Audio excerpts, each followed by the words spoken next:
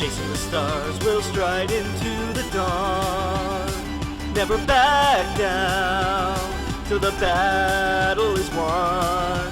Face each foe with hearts brave and true, unafraid of the unknown, because I'll face it all with you.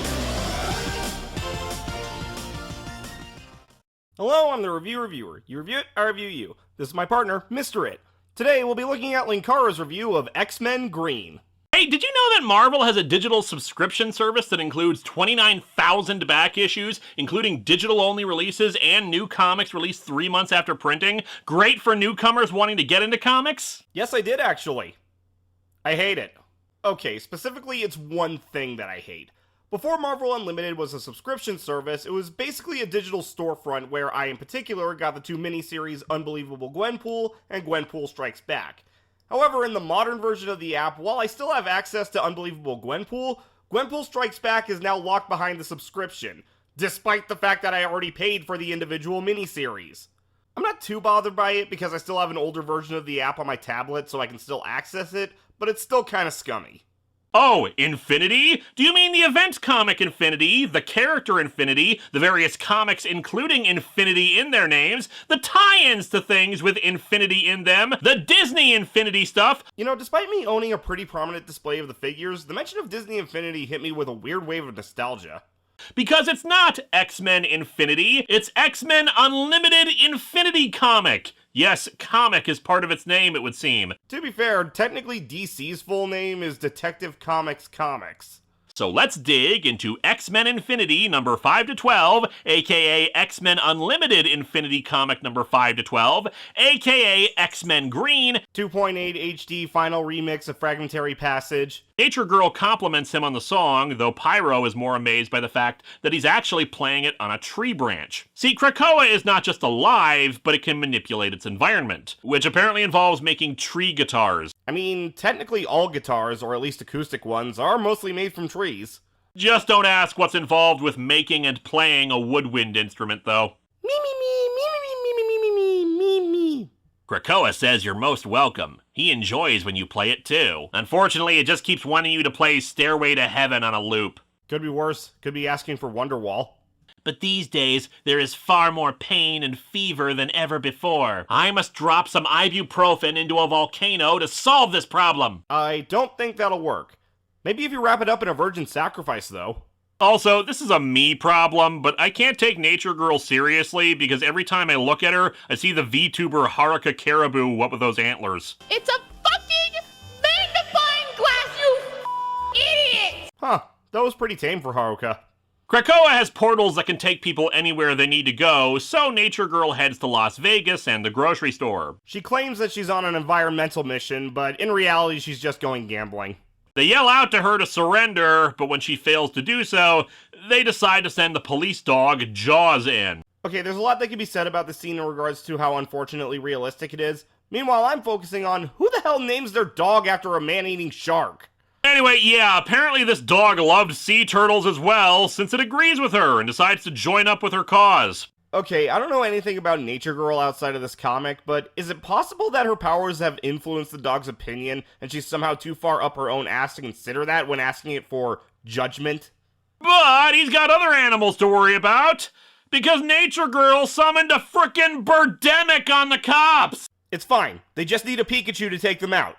Parrots, and some other friends, but mostly parrots. Actually, from the visuals, I'm mostly seeing seagulls. As a Nevada resident, despite the distance from a body of water, yeah, seagulls would be the most prominent bird. Well, them and quails, but they don't really have the menace. Meanwhile, Professor Xavier summons Wolverine to bring Nature Girl back to face trial over this whole thing, and oh, yeah, if you hadn't seen it before, this is what Professor Xavier's current outfit is. A big-ass helmet with an X on it and a black bodysuit. God, even Xehanort would call that X-theming too much. So I'm not returning to Krakoa. Not until I've changed the humans. Admittedly, I'm gonna need to buy a lot more scissors. Well, maybe if you'd hold on to them instead of leaving them in the necks of your victims, you wouldn't need so many. This is also a bit of a downside to the format, since it doesn't really give room for an interesting fight scene of Wolverine versus a friggin' bear. One of the workers building a pipeline gets a rock thrown at him by some protesters who have shown up. We respectfully ask you to stop, or would you like another respect rock? Respect Rock sounds like the whitest band name I've ever heard in my life. Hi, my name is Curse, and I'm kind of the hype girl for my friend Nature Girl. And that's why I challenge you oil workers to fight her at WrestleMania. What the two didn't expect was that the workers brought in their good buddy, Bonesaw McGraw. Since the workers won't retreat, Nature Girl summons up nature's deadliest weapon to fight them. Bees, my god. I feel like teenagers today are more likely to weaponize B-movie, but whatever. Then again, maybe they're just confused because one guy is holding up a sign with the peace symbol on it, even though this is protesting an oil pipeline, not war. It's almost as if these writers have a very basic and reductive idea on what environmental protesting actually is. One of the workers tries to attack Nature Girl before she can head to the refinery, but she just swings her head, and apparently her antler is powerful enough to slice his throat. Hey, that's no joke. Antlers are powerful fucking weapons.